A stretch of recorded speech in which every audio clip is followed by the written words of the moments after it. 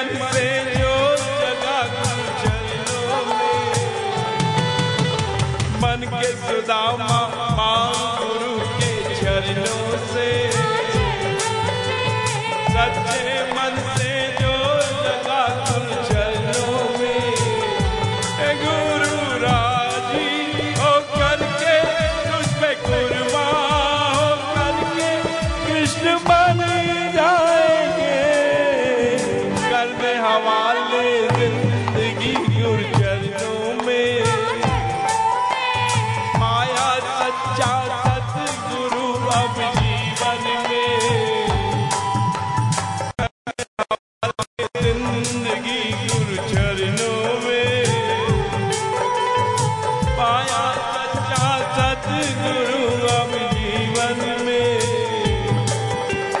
बन के द्रौपदी मां गुरु के चरणों से,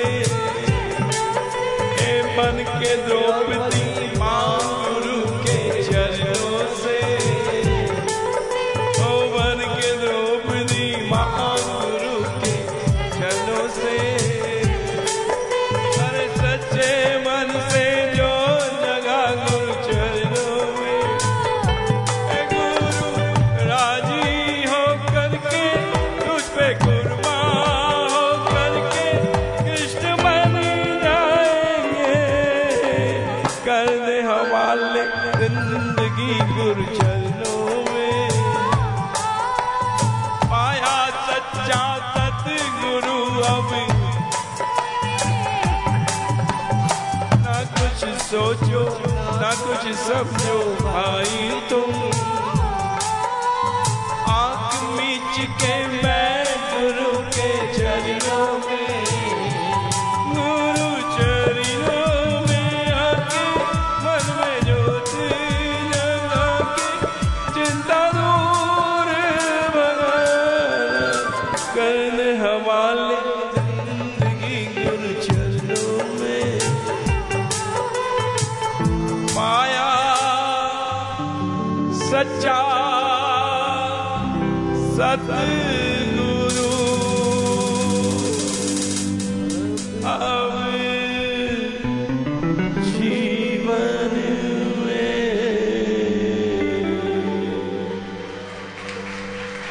जय हो जय हो जय हो।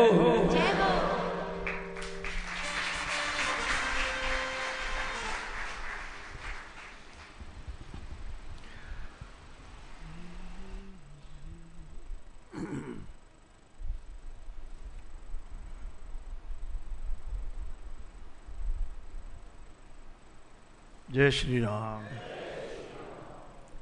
मेरे राम तेरी जय हो।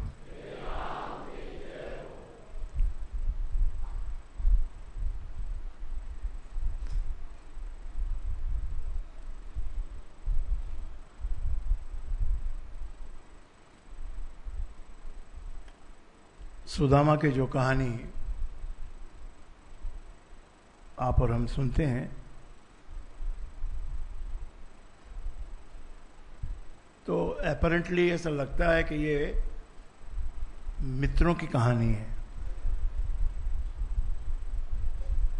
पर ये उससे भी अधिक जो है कर्मों के हिसाब किताब की कहानी है। मित्रों की तो है ही, कृष्ण जैसा मित्र जिसके पास हो उसको इतना दुख उठाने की क्या आवश्यकता है। एक संदेशा भेज देता कि भैया मुझे थोड़ी सी जरूरत है रुपयों की, मेरा गुजारा नहीं चल रहा, तो कृष्ण वैसे ही भेज देते। फिर इतना समय इंतजार करना और बड़ी मुश्किलों से वहां उसके यहां पहुंचना, ये सब कर्मों का भी फल है। और ये बताया गया है कि जैसे कर्म करते हैं उसके अनुसार ही ये जीवन की जो कहानी तुम्हारी बनती है। देखिए दोनों का गुरु एक है, कृष्ण का और सुदामा का। एक ही गुरुकुल में दोनों पढ़े हैं, जब एक ही गुरु के दो चेले हैं ये, तो एक को इतना दुख क्यों उठाना पड़ रहा है? ज्ञान तो उसको भी वही दिया गुरु ने, और उसको भी वही ज्ञान दिया है, लेकिन इसको क्यों इतना दुख उठाना पड़ रहा है? गुरु एक है, गुरु का वचन एक है, पर शिष्य के लेने वाले की भावना पर निर्भर करता है। एक गुरु को सदा हाजिर नाजिर जानता है, मानता है। जैसे नहाने वाले के, गंगा में नहाने वाले के चारों तरफ जल ही जल होता है, ऐसे कोई कोई शिष्य अपने चारों तरफ गुरु का बसेरा मानता है, उसकी उपस्थिति मानता है। कोई गलत काम हो जाए तो उससे क्षमा मांगता है, कोई काम करना हो तो उससे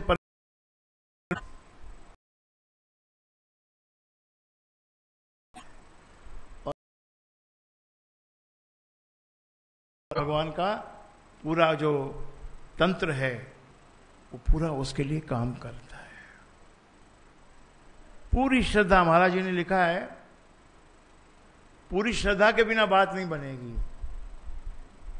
पूरी का मतलब बिल्कुल पूरी होनी चाहिए, 100%। जब वो टच होती है तब कृपा एकदम से एक क्षण में अवतरित होती है। विश्वास हो, परम हो। परम विश्वास में ये नहीं देखा जाता कि मुझे कितनी देर लग रही है देने में, मेरी इतनी देर से मैं पुकार रहा हूं, मुझे मिल नहीं रहा है। ऐसे ही स्थिति में भी जो विश्वास को डिगने ना, उसको कहते हैं। और इस क्षण में तुम्हारा विश्वास, तो उस वक्त परमात्मा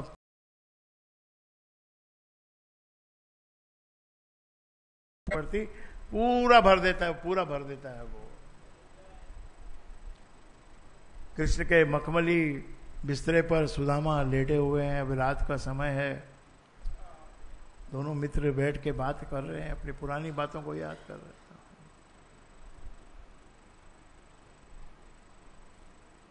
कृष्ण कहते हैं, सुदामा तुझे याद है ना, तुम और में गए थे,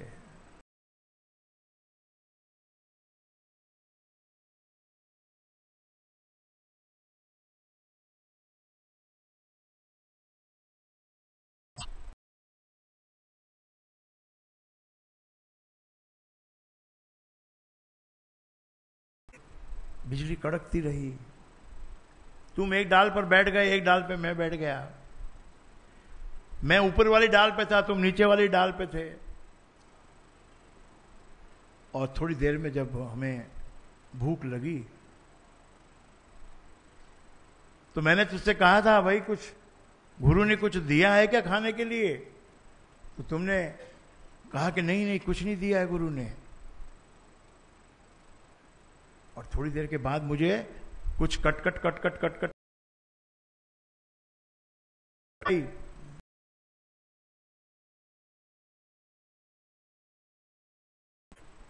सुदामा को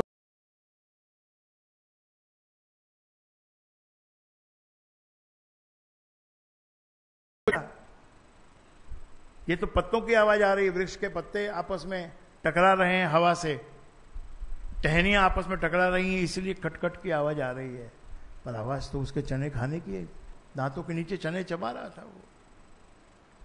उसको इतनी भूख लगी थी कि वो अपना हिस्से का तो खा चुका था और अब कृष्ण के हिस्से का भी खा रहा था।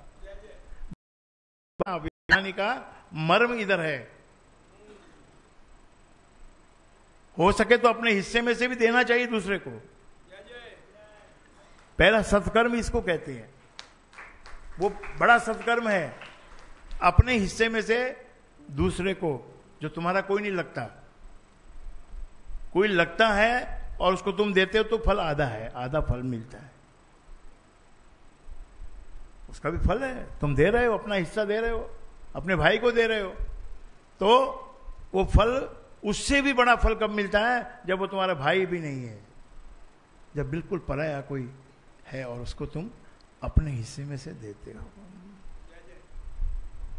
पर इतना बड़ा सत्कर्म कोई करे ना करे, पर धर्म का पालन करना चाहिए कि अपना हिस्सा खा लो, कोई बात नहीं है तो सृष्टि के नियम के अनुसार वो भी गलत है। इसलिए हमारे यहां यज्ञ करते हैं, जब भोजन करते हैं तो कुछ ग्रास निकाल देते हैं। पशु पक्षी और कीड़ी मकोड़े, छोटे प्राणी, उनके लिए वो निकालना पड़ता है। वो नहीं निकालते तो जो हम खाते हैं उससे पाप हमारे भीतर जाता है। ये अन्न का नियम है। जब भी खाओ एक तो परमात्मा का धन्यवाद करो। गुरु महाराज ने यही सिखाया ना, धन्यवाद तेरा प्रभु। धन्यवाद करो उस प्रभु का जो इस वक्त मुझे ये भोजन दे रहा है।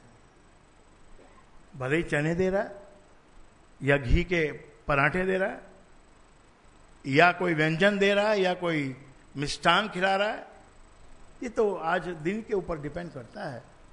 आज का दिन कैसा है? आज का दिन मिष्ठान खाने का है तो मिष्ठान दे रहा है।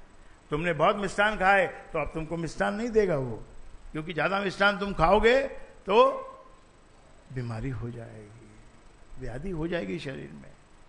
ज्यादा मिष्ठान भी नहीं खाना चाहिए, बिल्कुल नहीं खाना चाहिए। ऐसा ये शरीर है, इसको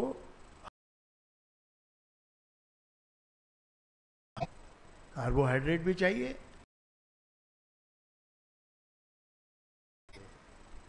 तीनों में से कोई भी एक चीज अगर गायब हो जाती है खाने में से तो थोड़े दिन में शरीर पर उसका प्रभाव दिखलाई पड़ने लग जाता है।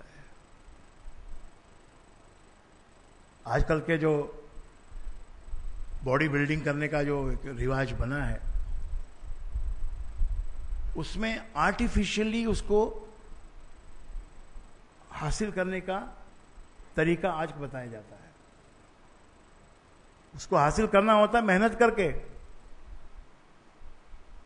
लेकिन उससे ज्यादा मेहनत से, क्योंकि मेहनत कोई करता नहीं, इसीलिए उसको दूसरा रास्ता बताते हैं कि तुम प्रोटीन खाओ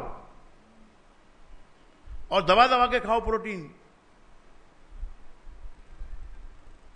वो जो इस प्रकार से जो अपने शरीर के बल को बढ़ाते हैं उनको भी पछताना पड़ता है।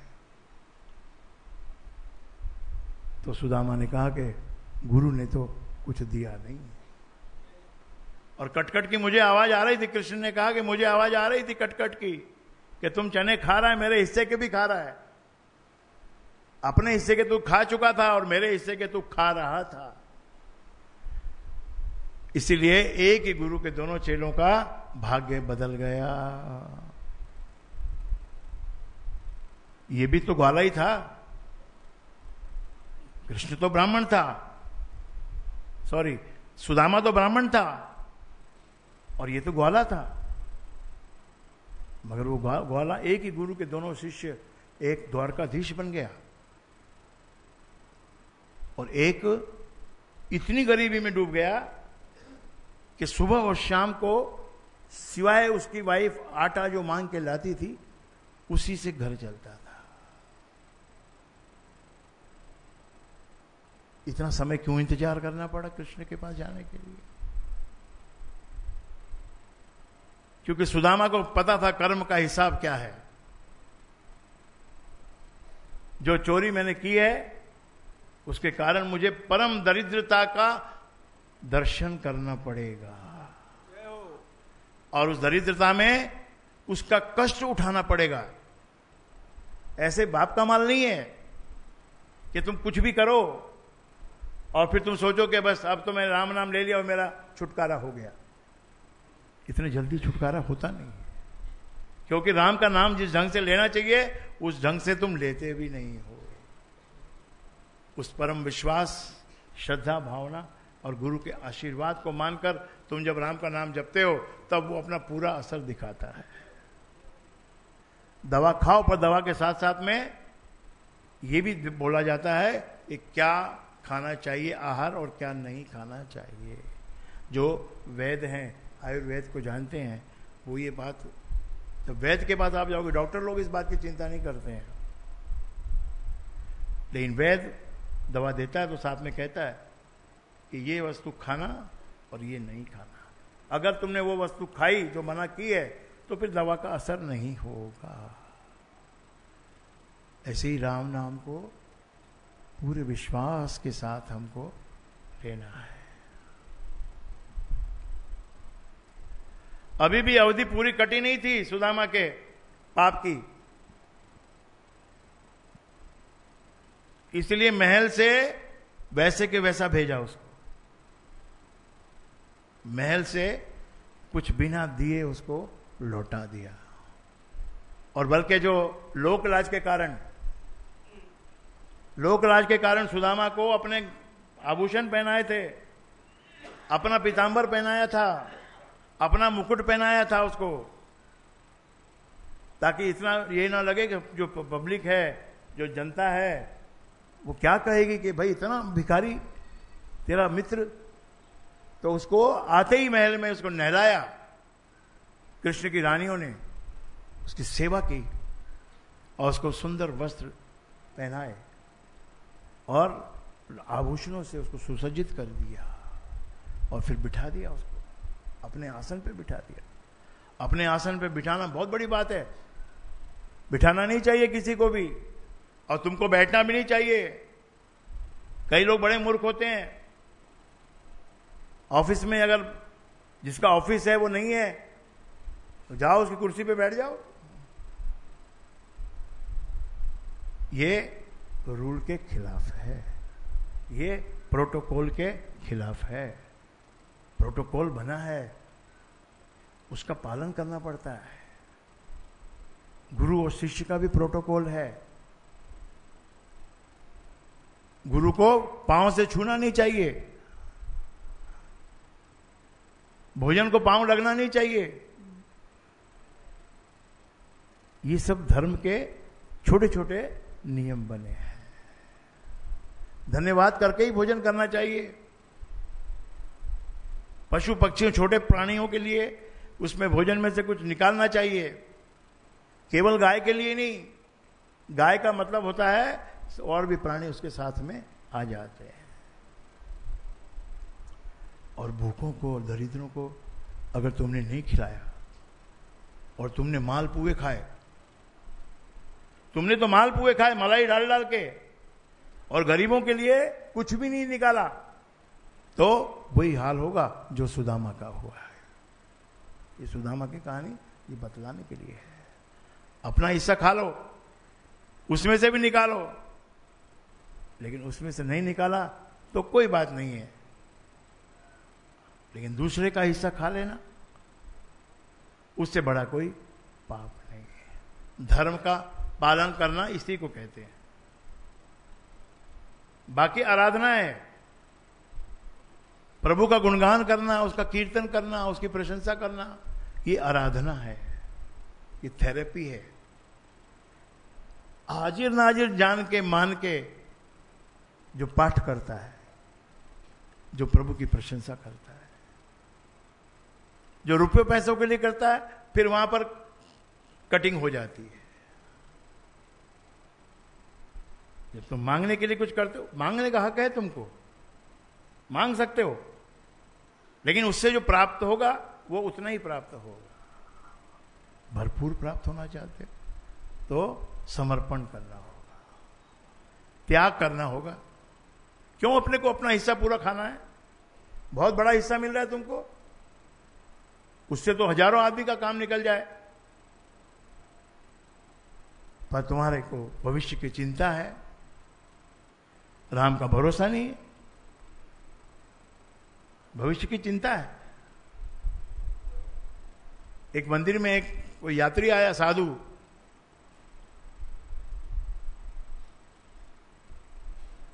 पुजारी ने उसके लिए कमरा खोल दिया कि आप यहां ठहरना, ये अच्छी जगह है। साधु वहां बैठ गया, अपना सामान रख के। सामान क्या होता है? दो चार, एक लकड़ी होती है, एक पोटली होती है, एक कुंडल, वो कमंडल होता है। आप में से भी जो भाई बहुत सीनियर हो चुके हैं, अब थोड़ी सी जिंदगी बची है, बहुत थोड़ी सी।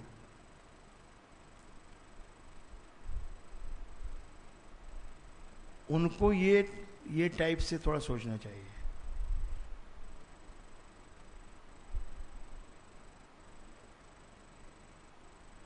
बहुत कम में काम चलाना आना चाहिए। ये जिस दिन आपको आ गया ये कला बहुत कम में काम चलाने की, उस दिन परमात्मा तुम्हारे ऊपर प्रसन्न हो जाता है। अब बड़े हो गए, अब क्यों इतनी बड़ी थाली लेनी है और उसमें 5, 10, 15 कटोरियां लगानी है। एक में दही बड़ा है, कांजी बड़ा है, मूंग की दाल की पकौड़ी भी है, साथ में चटनी भी है, उसको हजम करने के लिए मूली का लच्छा भी है, हलवा भी है, हलवे में किशमिश और काजू पड़े हैं। ये सब तुमको कब करना चाहिए था? किया तुमने पहले। तुम्हारी माता ने तुमको खिलाया ये सब, तुम्हारे पिता ने तुमको खिलाया। केवल माता ने नहीं, माता ने तो तुमको खिलाया है, लाया तो पिता है, इसलिए पिता का भी सम्मान करना। केवल मां मां मां मां मां मां नहीं करना, बाप का भी धन्यवाद करना। इसीलिए ईश्वर का कोई पता नहीं है कि वो मां है कि बाप है। उसको कोई बाप भी बोलता है और उसको कोई मां भी बोलता है। जैसा हम बोलेंगे वैसा वो बन जाता है। उसका गुण क्या है? उसका कोई गुण नहीं, गुणातीत है, सब गुणों से परे है। और कैसा है? जैसा भक्त बनाए वैसा ही भगवान बने। तो जैसी सिचुएशन पे बनाए वैसा बन जाए, नाई बन जाए, सारथी बन जाए, रथ को हाँकने वाला। अरे द्वारकाधीश, द्वारका का महा बड़ा सम्राट कृष्ण, और अर्जुन के लिए प्रेम के बस अर्जुन रथ हाँक्यो, भूल गए ठकुराई। खाली सेठ नहीं था, ठाकुर था। ठाकुरों की एटीट्यूड बड़ी स्ट्रांग होती है, वो नाक पे मक्खी नहीं बैठने देते। लेकिन यहां पर अर्जुन कृष्ण बने हैं सारथी, सारथी नीचे बैठता है और जो रथवान होता है, जो रथ पे बैठता है, वो ऊपर बैठता है। और यहां तक भी कि कृष्ण अर्जुन के अंगूठे पैर के, वो कृष्ण के सर के दोनों तरफ वो अंगूठे हैं अर्जुन के, और उन अंगूठों से वो इशारा करता है कृष्ण को कि मुझे दाहिने जाना है, मुझे बाएं जाना है। कैसे कैसे इशारा करता है? अंगूठा लगाता है। अगर दाहिना अंगूठा लगाए तो कृष्ण को दाहिने में रथ को ले जाना है, और अगर बायां लगाए तो बाईं तरफ ले जाना है। एक तरफ भगवान है, एक तरफ भक्त है, और प्रेम के वशीभूत होकर कृष्ण इस सेवा में लगे हैं। कोई यज्ञ हो, कोई कार्य हो, उसमें झूठे बर्तन, झूठी पत्तल उठाना सबसे नीच कर्म है। और कृष्ण ने वही उस महायज्ञ में, राजसू यज्ञ में, साधुओं के पग धुलवाना, उनको भोजन परोसना और फिर उनकी झूठी पत्तल को उठा के ले जाना, ये ड्यूटी कृष्ण भगवान ने अपनी लगाई। हम कहते हैं मुझे एक कुर्सी पे बिठा दो और सब आवे और हमारे को पांव छुए, और ये कृष्ण कहता है कि मुझे ये ड्यूटी दे दो, मैं ये ड्यूटी करूंगा। तो व्यवहार, कहानियों में से, कथाओं में से ये सब हमको सीखना है, ये व्यवहार हमको सीखना है। ये पक्का व्यवहार करना पड़ेगा ऐसा, इसमें जितना भी कच्चापन होगा उतना ही दुख उठाना पड़ेगा। माता पिता के प्रति एहसान फरामोशी, अपने भागीदार के प्रति एहसान फरामोशी, अमानत में खमानत, वो ये सब आगे जीवन का जो ट्रैक है ना, वो ये क्या होता है, कर्म जब हम करते हैं उस वक्त कुछ नहीं पता चलता है, उसका हिसाब फल मिलता है और किसी समय में। जिस समय तुम करते हो उस समय अगर फल मिले तो उसको ही नहीं करेगा, उसी वक्त चुप हो जाएंगे। लेकिन जब तुम बोलते हो तो चढ़ के बोलते हो, इसको बोलते चढ़ गई, इसको चढ़ के बोल रहा है, बकरा। इसलिए वचन का मोल है, वचन को साधना है, जिह्वा पे से ज्यादा बोलना नहीं है, और बोलना तो बहुत तोल के बोलना है। ना बोलो तो ही अच्छा है, और बोलो तो रस घोलो। किसी की समीक्षा, क्रिटिसिज्म करने का हमको कोई हक नहीं है। हम देख रहे हैं इस व्यक्ति ने एक बुरा काम किया, गलत काम किया, बुरा नहीं गलत किया, हम उसी वक्त खड़े होकर उसका जो दोष बताना शुरू कर देते हैं, या पीछे से बताना शुरू कर देते हैं, और वही दोष हम भी करते हैं।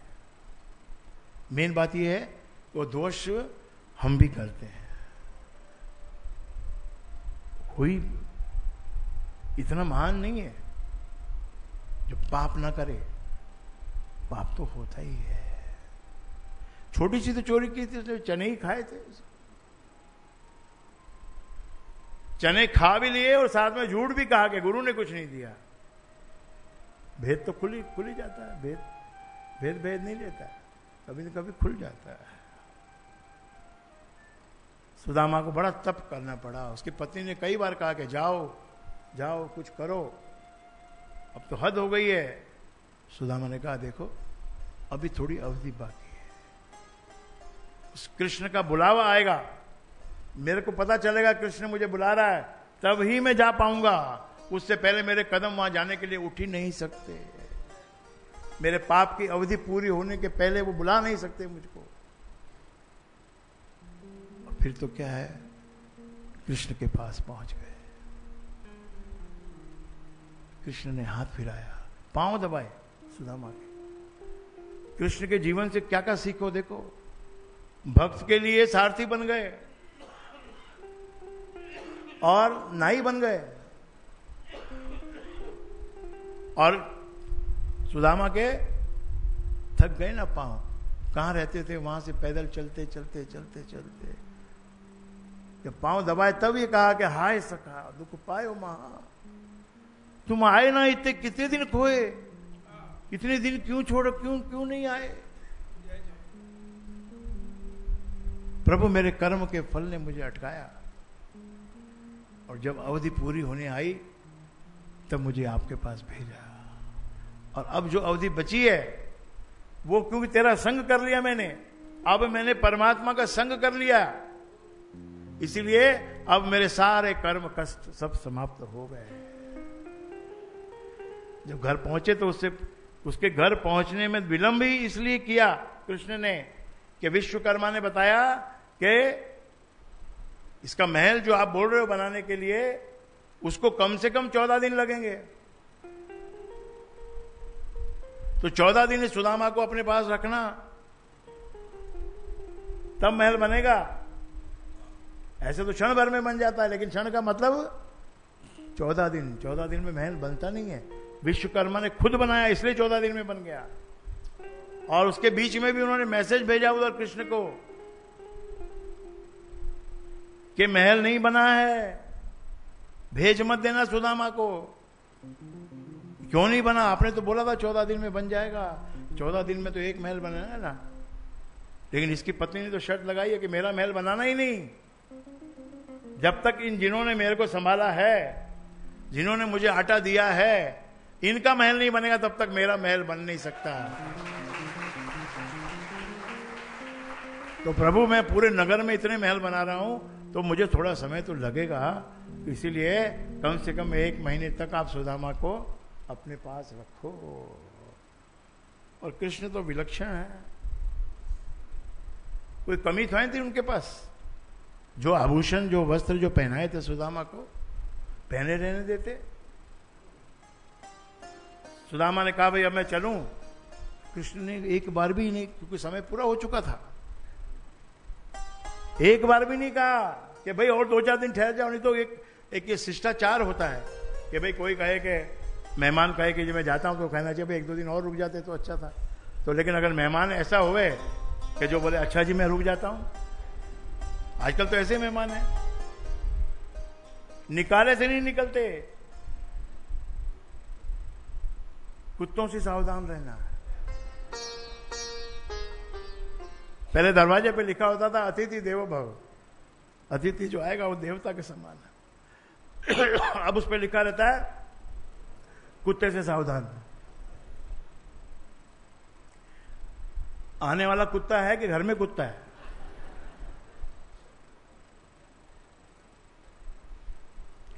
कृष्ण को कहा सुदामा ने कि मैं अब जा रहा हूं, 1 महीना हो गया, बातों बातों में पता ही नहीं चला तूने इतनी खातिर की मेरी, और वहां मेरी पंडितानी किस तरह से दिन बिता रही होगी इसका आपको अंदाजा नहीं है। कृष्ण ने कुछ भी नहीं कहा। और जब वो निकलने लगे अपना लकड़ी वकड़ी लेके और वो कमंडल उठा के चले सुदामा, तो कृष्ण ने अपने उनको जो नौकर थे उनको कहा कि सुदामा को बोलो कि भाई ये आभूषण वाभूषण और ये जो वस्त्र है ना ये उतार के जावे, जैसा आया था वैसा जावे। तो किसी ने आगे बढ़ के कहा भाई देखो सुदामा जी आप तो कृष्ण के बड़े मित्र हो, मगर ये तो राजमहल का वस्त्र है और ये आभूषण आपको उतारने पड़ेंगे। उसको क्या था, उसे उतार दिया। 2 दिन डटकर चला सुदामा। अरे मन में जोड़ लगाया, एक बार भी ना पूछिए अरे मित्र क्यों आया। ऐसा नंगा भूखा फिर से वो दरिद्र अपनी लकड़ी लेके निकला। सीमा तक छोड़ने आए कृष्ण, बस द्वारका की सीमा तक छोड़ने आए। वहां से पैदल ही वापस लौटाया उसको। वही उसके कारण, उसका कारण यही था कि पैदल जाएगा तो उतने दिन उसको मिल जाएंगे विश्वकर्मा को। वहां महल तैयार हो गया। तो ये जो कथा है ये कर्मों के हिसाब की भी कथा है, मित्रता की कथा है और आत्मा और परमात्मा के मिलन की कथा है। ये एफिलिएशन, तुम जुड़ो, किसी से जुड़ो, जिससे जुड़ोगे उसके पास जो गुण है, उसके पास जो शक्ति है वो तुमको मिलेगी। और अगर तुमने उसको गुरु माना तो उसमें गुरु की शक्ति उतरेगी। अगर तुमने उसको कोई महान व्यक्ति माना तो महानता उसके अंदर उतरेगी। तुमने अगर उसके अंदर अध्यात्म गुरु की झलक या विश्वास उसके अंदर किया तो तुमको आत्मा का दर्शन मिलेगा। परमात्मा का चिंतन यदि किया, चिंतन बड़ी चीज है। यही हमको करना है कि हम क्या चिंतन करें। चिंतन किस बात का करें? सारे दिन रुपए पैसे का चिंतन करें, लाभ लाभ लाभ लाभ का चिंतन करें, या धन संपत्ति कितनी हो गई उसका हिसाब किताब रखें और करें और देखें और करें, देखें और करें, देखें और करें। ऐसा चिंतन यदि करोगे तो धन ही धन हो जाएगा, लेकिन धन का लाभ नहीं मिलेगा। चिंतन किस बात का करना? चिंतन करने के लिए गुरु महाराज ने चिंतामणि दी है। चिंतामणि चित्त चिंतन पूरक। इस चित्त को इस मणि से पूरा करो, राम नाम से इसको भरो। राम नाम का इसमें चिंतन करना, इसके अंदर लहरें आ जाती हैं, भावना की बड़ी लहरें घुस जाती हैं। इसको हमेशा फिलअप रखना, अंदर से भर के रखना। राम नाम के सिमरन से, चिंतन से अपने चित्त को भर के रखना, तो बाहर का प्रेशर उसको अंदर एंट्री नहीं मिलेगी। जब अंदर प्रेशर है तो बाहर के प्रेशर कैसे तुमको दबाएगा? दबा ही नहीं पाएगा। तो ये बड़ा गहन चिंतन का विषय है। ये केवल मौज मस्ती और तालियां बजाने का ये एक प्रकार है, लेकिन है विषय बड़ा गंभीर और बड़ी सचेतता से चलना है। मौज मस्ती मजाक में गुरु का मजाक करना या अपमान भरे शब्द बोलना,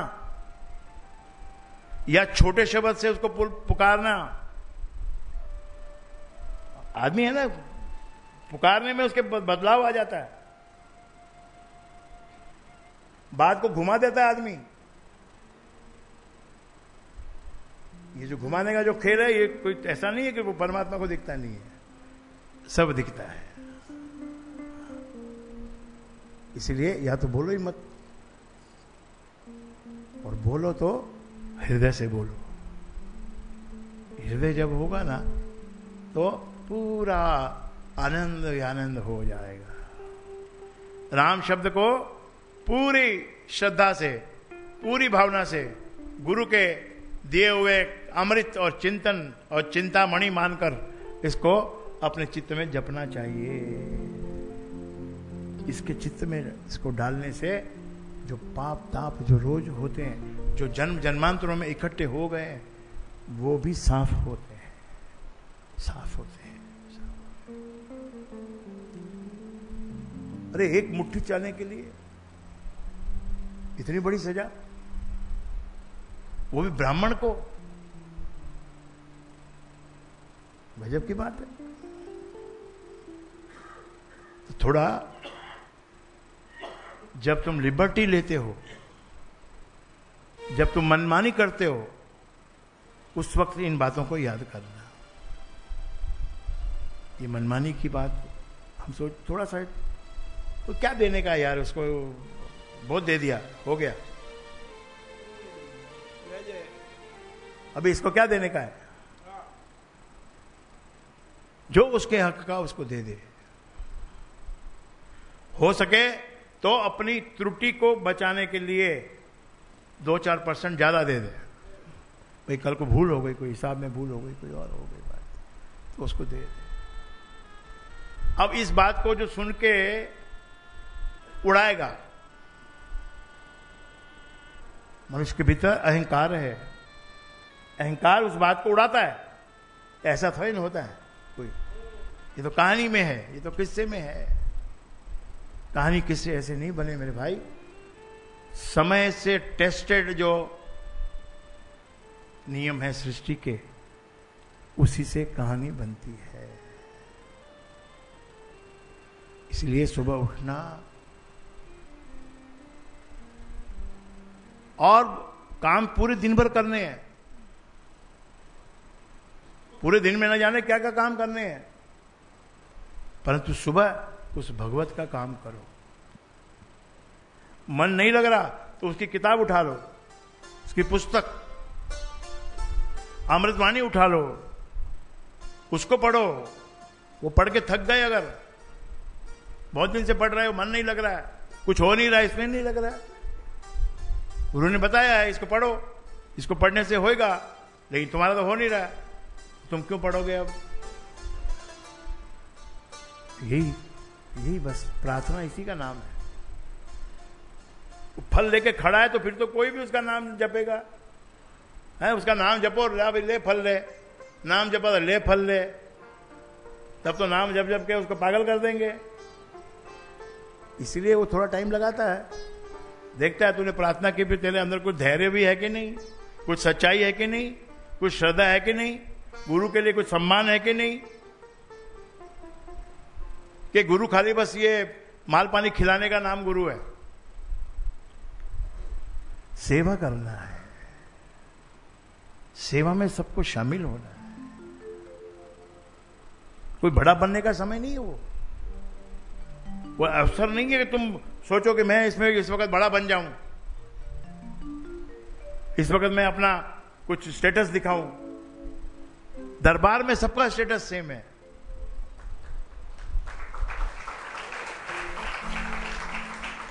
और सृष्टि में सबका स्टेटस सेम है। सृष्टि में कोई ऊंचा नहीं, कोई बड़ा नहीं, कोई नीचा नहीं, केवल ये धरातल पे हमको दिखाई पड़ता है कि ये छोटा है, ये बड़ा है, ये गरीब है, ये अमीर है, ये गुणवान है, ये अवगुणी है। उस धरातल पर ही उससे उसकी कदर होती है, उससे उसका अपमान होता है। लेकिन परमात्मा ने तुमको अकाल पुरुष बनाया है। अकाल पुरुष क्या है ये पता चलेगा आपको धीरे धीरे। मैं कौन हूं मैं क्या करना है, मुझे क्यों आया हूं, क्या मुझे करना है, ये विषय तो आपने अब ग्रहण करना है। आत्मा का विषय है। आत्मा को जाने बगैर पशुओं की तरह से जीवन चलता रहेगा तो कैसे ठीक होगा? ठीक हो नहीं सकता। कोई कर्जा लेने वाला था किसी से और उस गांव से गुजर रहा था। वहां एक बैल, दो बैल बात कर रहे थे। बोले देख, मैं ये जो आदमी है इसके घर में मैं बैल बन के आया हूं। क्यों आया हूं बैल बन के? कि मैंने इससे कर्जा लिया था, आज रात को मैं मर जाऊंगा। दूसरे बैल ने कहा मर जाएगा? क्यों मर क्यों जाएगा? मैं इसलिए मर जाऊंगा कि इसका कर्जा पूरा होने वाला है। आज का दिन बिताने के बाद में इसका कर्जा पूरा हो जाएगा और मैं बैल की योनि से छूट जाऊंगा। इसलिए भाई ज्यादा कर्जा भी नहीं लेना। अगर श्रेष्ठ पुरुष बनना है, ब्राह्मण बनना है, मनुष्य बनना है, श्रेष्ठ बनना है, देव पुरुष बनना है, तो उसके लिए आपको कर्मों में अपने जो निखार लाना पड़ेगा। मुंह से बुरा शब्द मत बोलो, क्योंकि संसार, जगत, सृष्टि ये वाणी से चलती है। यहां सिर्फ वाणी चलती है और कुछ नहीं चलता है। परमात्मा वाणी को सुनता है। वो हमारे को जो हृदय दिया है, उस हृदय से जो हम, जब वाणी निकलती है, मुंह से नहीं, मुंह से तो हम वो बोलते हैं जो हमको सिखाया जाता है, ताकि हमारी आत्मा भी वो उसको बोलने लगे। जो मुंह में, गुरु मुंह में वचन देता है, राम राम बोल, राम राम बोल, राम राम बोल, राम राम बोल। क्यों बोलो? कि राम राम राम राम राम राम बोलने से वो हृदय में राम राम चला जाता है और फिर हृदय की वाणी शुद्ध हो जाती है और फिर वो परमात्मा तो वो वाणी सुनता है। वाणी ही चलती है। संबंध होता है लड़का लड़की का, वाणी चलती है। क्या चलती है वाणी? आई लव यू वाणी है। अगर आप ऐसे किसी को भी चलते फिरते बोलो ए I love you, I love you, तो लव में से वो मीनिंग खत्म हो जाएगा। 10 बार अगर तुमने एक शब्द को बिना वजह बोला तो वो शब्द तुम्हारे लिए मीनिंगलेस हो जाएगा। जब बोलना है तो उसमें मीनिंग होना चाहिए, उसका मीनिंग साथ में रहना चाहिए। नहीं तो फेसबुक पे लिखते रहो आई love you, I love you, I love you. बड़ा डेंजर मीडिया है ये फेसबुक का। इसमें आदमी दिल की बात लिखता है, मुंह पे नहीं कह सकता दिल की बात, लेकिन अंदर से कहता है। इसलिए मेरी एक बात याद रखो, मैंने बहुत बार बार कहा है इस बात को, कि तुम्हारे साथ कोई मजाक जब करे तो उस मजाक को ध्यान से सुनना। मजाक में वो क्या बोल रहा है, उसको जो सत्य बोलना है वो वैसे नहीं बोल पा रहा है, इसीलिए उसका मजाक बना के बोल रहा है। उस मजाक से तुमको सीखना है। सिखाने लगे उसमें कोई दम नहीं है।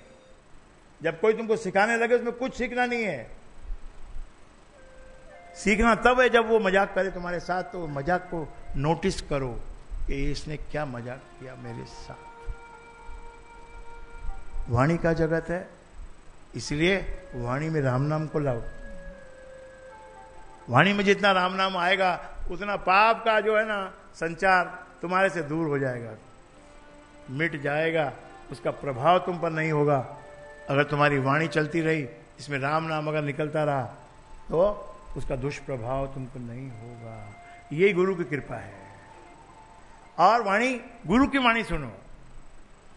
और गुरु की वाणी क्या है? कि गुरु की वाणी अमृत वाणी है। और उसका नित्य गाना, अमृत वाणी का नित्य गाना, राम नाम मन बीच रमाना, देता संकट विपद निवार। उसके कारण से, राम नाम जपने के कारण से जो संकट तुम्हारे पे आने वाला है, आके आ जाता है, सामने खड़ा हो जाता है।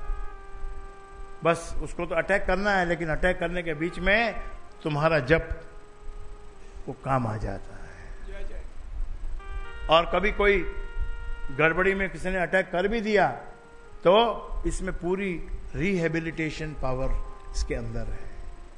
गुरु का हाथ यदि सिर पे लग जाए, गुरु का स्पर्श यदि मिल जाए तो रिहेबिलिटेशन हो जाता है, हीलिंग हो जाती है। हीलिंग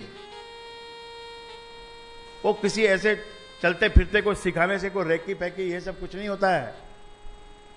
तो जब अंदर से टिंच, पूरी टिंच के साथ जब कोई चीज निकलती है, जब कोई बात निकलती है तो उसका पूरा असर होता है।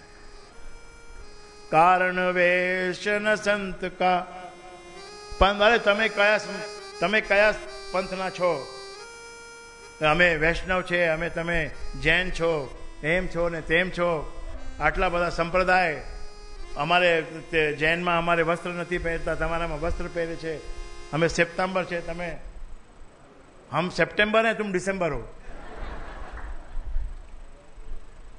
श्वेतांबर અને દિગંબર, દિગંબર એટલે નાંગો અને શ્વેતાંબર એટલે જે સફેદ કપડા પહેને है। और रक्तांबर, लक्ष्मी जी तो रक्तांबर पहनती है। रक्तांबर का मतलब रक्त नहीं, संस्कृत में लाल को रक्त बोलते हैं। वो लाल वस्त्र पहनती है इसलिए उसको कहते हैं रक्तांबर। पीला वस्त्र कृष्ण पहनते हैं, राम जी पहनते हैं पीला यानी पीतांबर। श्वेतांबर, पीतांबर, रक्तांबर, नीलांबर।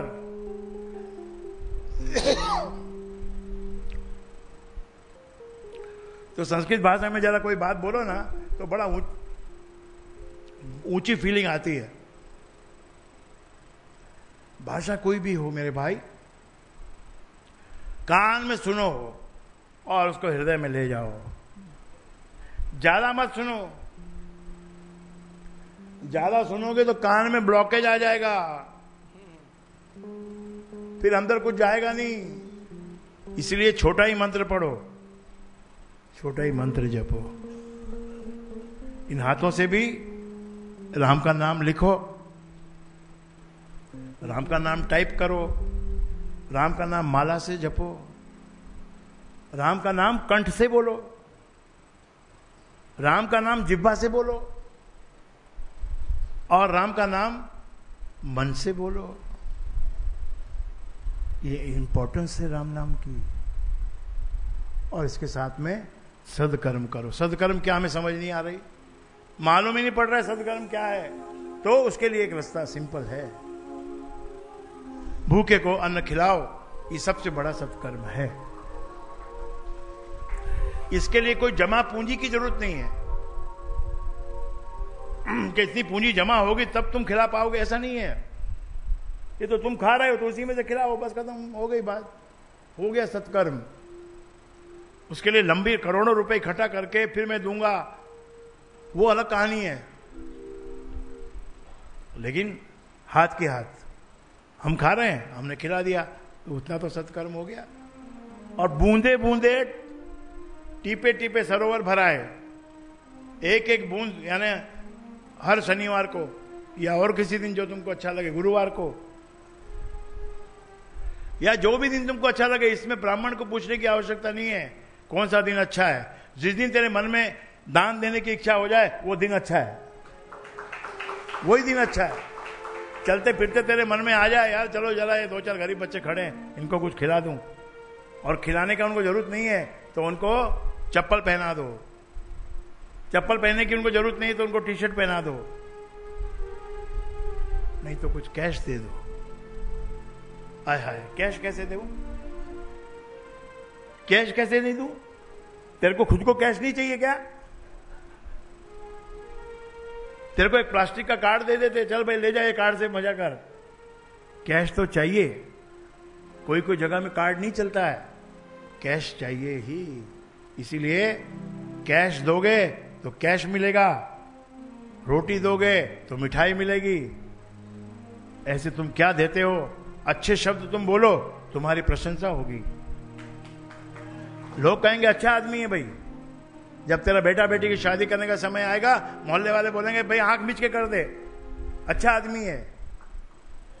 और अगर तुमने इंक्वायरी निकाली और सामने वाले ने कुछ कुछ बोला, मतलब समझ जाना दाल में कुछ काला है। क्योंकि वो भी कैसे बेचारा सीधा साधा कैसे बोलेगा बदमाश आदमी है, इसके यहाँ मत करना। उसको तो यही बोलना पड़ता है, अच्छा तो आप यहां करने जा रहे हो, भैया देख लेना। वो ये नहीं कह सकता कि वो बुरा है, लेकिन उसके भाव में वो बात आ जाएगी। आपका काम नहीं है, ऐसे भी बोलते कई लोग।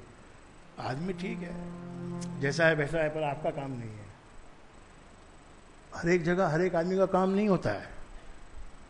इस दरबार में भी हर एक आदमी का काम नहीं है, याद रखना। कई आए और कई चले गए, क्योंकि मिले उसे जिसे दे भगवान। मेरा डायलॉग नहीं है, ये गुरुजी महाराज का डायलॉग है।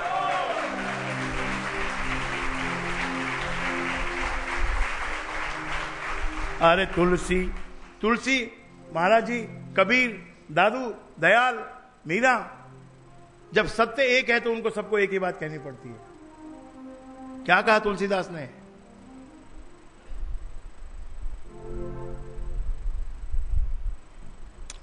अभी बात जो हो रही थी,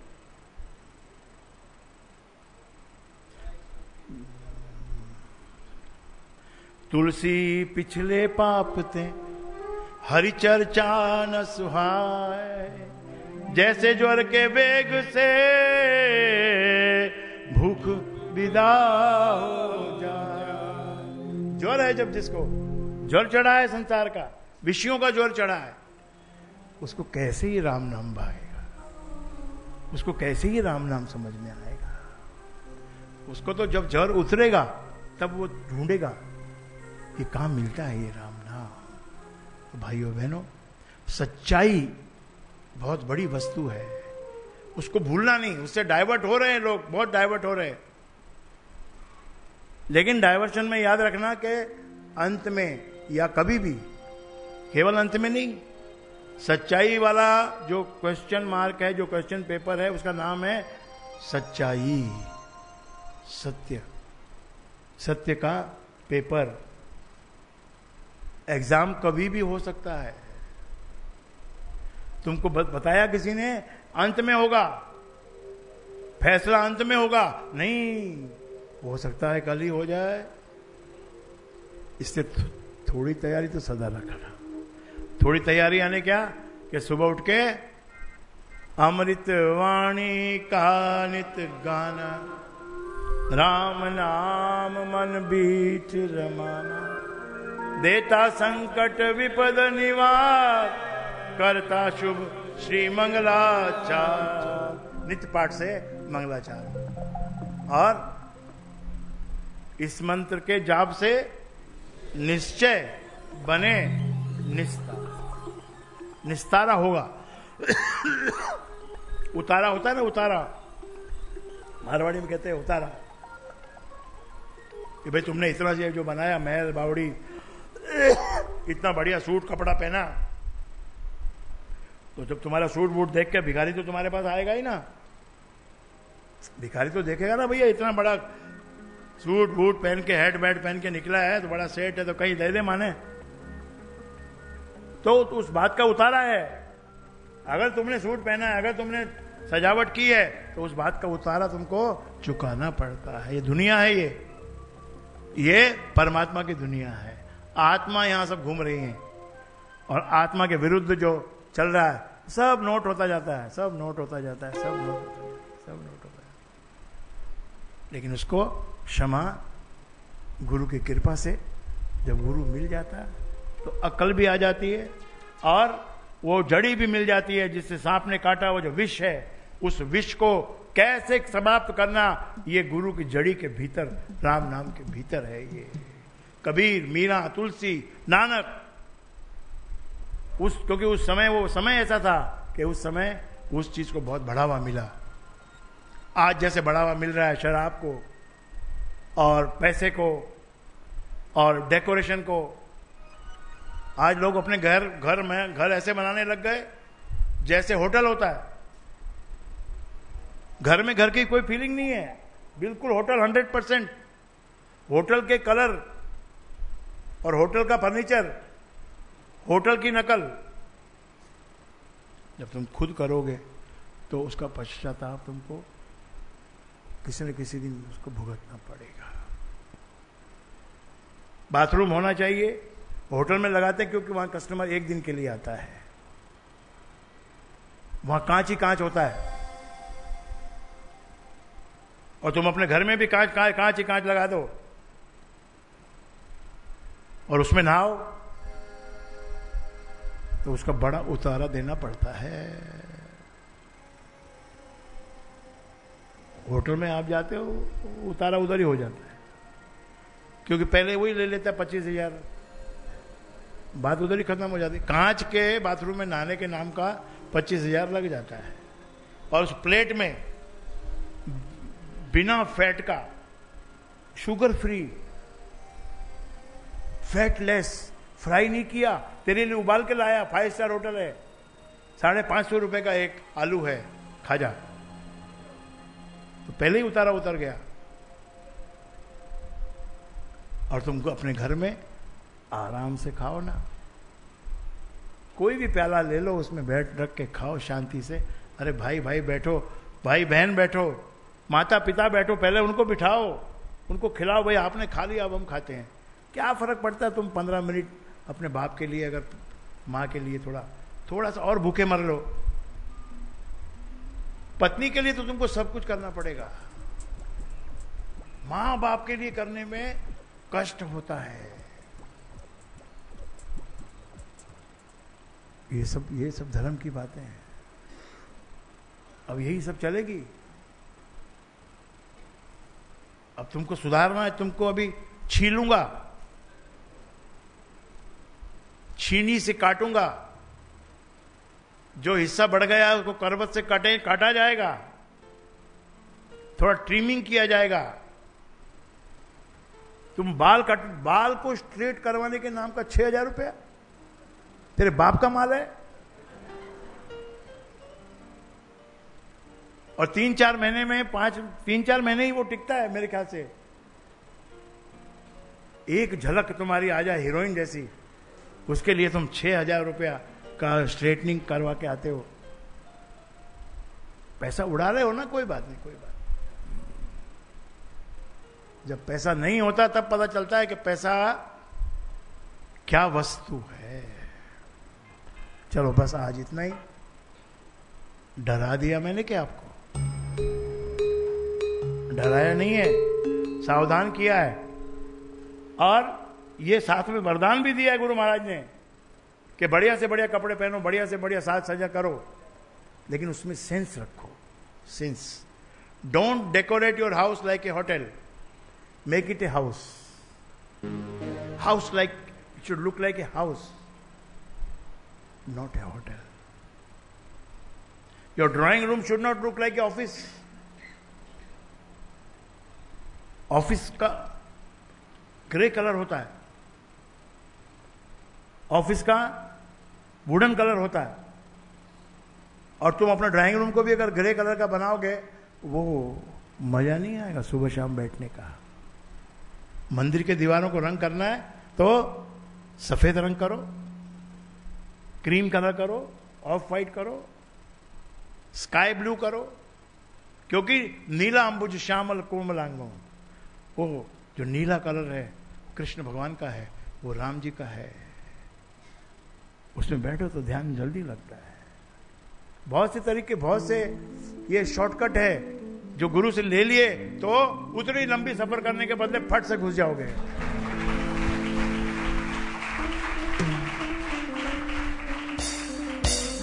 तुम टेक्स्ट की किताब लाओगे, पढ़ोगे, समझोगे और 10 लोगों को पूछोगे, इससे अच्छा एक सीए को कर लो, जिसने सब कुछ समझा हुआ है, सीखा हुआ है, उसकी फीस दे दो, उससे अपना टैक्स रिटर्न फाइल करवा दो। काहे को मगजमारी करते हो? हर चीज अपने आप करने की क्यों सोचते हो? लेकिन राम का नाम वकील से नहीं करवा सकते, वो किसी को नौकर रख नहीं सकते कि भाया तू आया कर गद्दी पे और उधर आके राम नाम जप ले, तू मेरे लिए जपते राम नाम। ठीक है, उसका कुछ फल तो मिलता है क्योंकि एटमॉस्फेयर में राम नाम घूमता है, एटमॉस्फेयर में राम नाम घूमता है वो फल मिलेगा। और पंडित को हमने उसमें पोषण किया, उस बात का भी हमको फल मिलता है। लेकिन असली फल अपनी आत्मा को जब मिलता है, जब हम स्वयं जपते हैं। आज का तो पंडित लोग पंडित नहीं रहे, वो भी टी शर्ट पहन के आता है, धोती कुर्ता चोटी पोथी सब गायब, सब गायब हो चुकी है। और सेठ लोगों का भी पहले जैसा, सेठ लोग जैसा कहां कपड़े पहनते हैं, आधी निक्कर पहन के घूमते हैं सेठ लोग। 5 स्टार होटल में जाना, आप जब भी जाओगे मेरा डायलॉग याद रखना, आधी निक्कर कटवा के जाना, पूरी पैंट, तब तुम लगोगे कि हाँ कोई आया है, कोई मॉडर्न आया है। जय श्री राम। थोड़ा सा ढंग से, ढंग सीखो, ढंग, बेढंगा नहीं बनना है, ढंग सीखना है। दरबार में भी एक ढंग होता है, दरबार में एक ढंग से खड़ा रहना पड़ता है, एक ढंग से चलना पड़ता है। धक्का मुक्की और अशांति और बहुत तेजी, ये सब शोभा नहीं देती है। सीनियर सिटीजन का सम्मान करो। उधर लाइन में भी आते हैं तो सीनियर सिटीजन को आगे आने दो ना, पहले बेचारे को। सीनियर हो गया, उसको भी, उसको थोड़ा कमजोर है, शरीर में थोड़ी कमजोरी है, तो उसको आगे हेल्प करो, उसको आगे आने दो। जय श्री राम, जय श्री राम। अगले रविवार को नाम का नोटिफिकेशन होगा, रजिस्ट्रेशन, साथ में पैसा भी आपको भरना है, 2700 रुपया प्रति व्यक्ति। सीनियर सिटीजन के लिए 2400 रुपया, सीनियर यानी 60 के बाद, 60 के ऊपर 2400 रुपया, और कन्याओं से 2000 रुपया। और कोई की स्थिति बहुत ही खराब हो किसी कारणवश, तो वो कान में आके छोटे गुरुजी को बोलने का, तो काम पड़ जाएगा।